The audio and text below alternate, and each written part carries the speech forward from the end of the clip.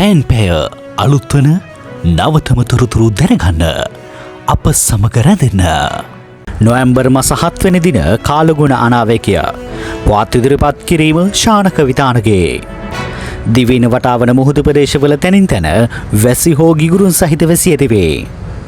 සුළං බස්නාහිර හෝ වයිඹ දෙසින් හමායන අතර සුළඟේ වේගය පැයට කිලෝමීටර් 25-35 පමණ වේ. හලාවත සිට කොළඹ ගාල්ල සහ හම්බන්තොට හරහා පොතුවිල් දක්වා වෙරළට ඔබ්බෙන් වන මුහුදු ප්‍රදේශවල සුළඟේ වේගය විටින් විට පැයට කිලෝමීටර් 50-60 පමණ දක්වා ඉහළයයි.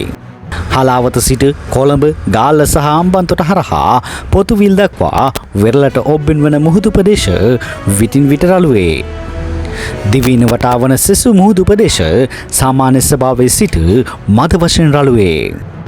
හලාවත සිට කොළඹ ගාල්ල සහ හම්බන්තොට හරහා පොතුවිල් දක්වා වෙරළට ඔබ්බෙන් වන මුහුදු ප්‍රදේශවල මුහුදු රළ උස මීටර් 2.5 පමණ ඉහළ යෑමේ හැකියාවක් පවතී.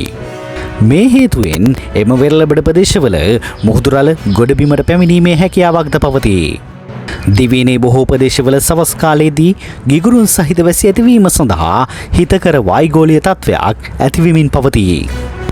දිවයිනේ බොහෝ ප්‍රදේශවල පස්වරු දෙකෙන් පසුව තැනින් තැන වැසි හෝ ගිගුරුන් සහිත වැසි ඇතිවේ.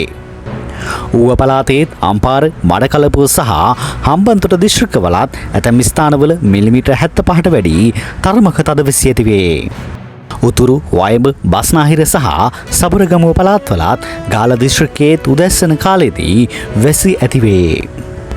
ගිගුරුන් සහිත වැසි සමග ඇතිවිය හැකි තාවකාලික තද සුළං සහ අකුණු මගින් සිදුවන අනතුරු අවම කර ගැනීමට අවශ්‍ය පියවර ගන්නා ලෙස ජනතාවගෙන් කාලගුණික විද්‍යා දෙපාර්තමේන්තුව නිවේදනයක් නිකුත් කරමින් කරුණාවෙන් ඉල්ලා සිටිනු ලැබේ.